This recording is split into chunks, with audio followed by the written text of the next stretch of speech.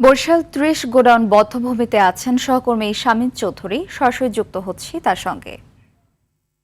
শামীম, প্রধানমন্ত্রীকে পেয়ে বরিশালবাসীর মাঝে উচ্ছ্বাস কেমন দেখছেন এবং বরিশালে প্রধানমন্ত্রীর আর কি কি কর্মসূচি রয়েছে জানাবেন।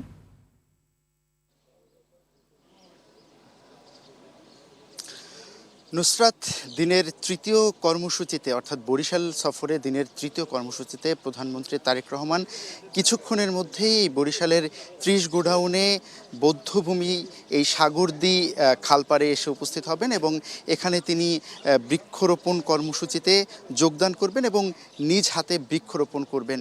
শুধুমাত্র একটি নয়, এখানে প্রায় ৩৫০টি নারকেল গাছের চারা রোপণ করবেন প্রধানমন্ত্রী। এরপরই প্রধানমন্ত্রী এখান থেকে চলে যাবেন বরিশাল সার্কিট হাউসে এবং সেখানে কিছুক্ষণ অপেক্ষা করবেন এবং দুপুরের খাবার গ্রহণ করার পর প্রধানমন্ত্রী তারেক রহমান চলে যাবেন বরিশালের শিল্পকলা একাডেমিতে। সেখানে সাংগঠনিক সভায় যোগ দেবেন প্রধানমন্ত্রী। এর পরপরই তিনি ঢাকার উদ্দেশ্যে রওনা দেবেন, অর্থাৎ বরিশাল সফরের সমাপ্তি ঘোষণা করে ঢাকার উদ্দেশ্যে রওনা দেবেন প্রধানমন্ত্রী তারেক রহমান।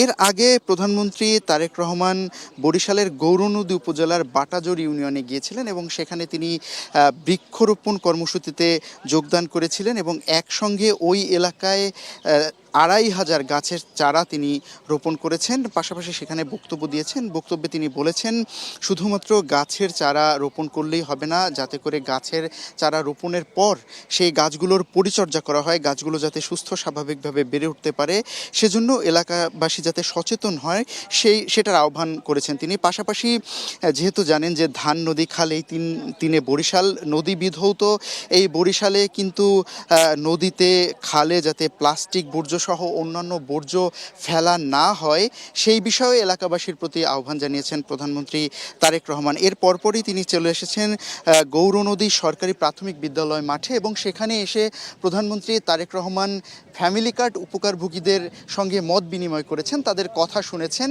বরিশালবাসীর চাওয়া পাওয়া কি, প্রত্যাশা কি সেটি তিনি শুনেছেন। পরে সেখানে যারা উপকারভোগী রয়েছেন তাদেরকে ফ্যামিলি কার্ড প্রদান করেছেন।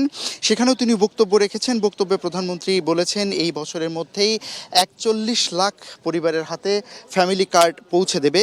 পাশাপাশি আগামী ৫ বছরের মধ্যে প্রায় বাংলাদেশের প্রতিটি পরিবারের হাতে ফ্যামিলি কার্ড পৌঁছে দেওয়ার চেষ্টা করছে সরকার। এই কাজে দ্রুত গতিতে এগিয়ে চলছে সরকার। নারী শিক্ষার কথা প্রধানমন্ত্রী বারবারই বলে থাকেন, সেটাও তিনি এখানে বলেছেন এবং বলেছেন নারীরা যাতে সামনে এগিয়ে যেতে পারে সেজন্য সরকার কাজ করছে।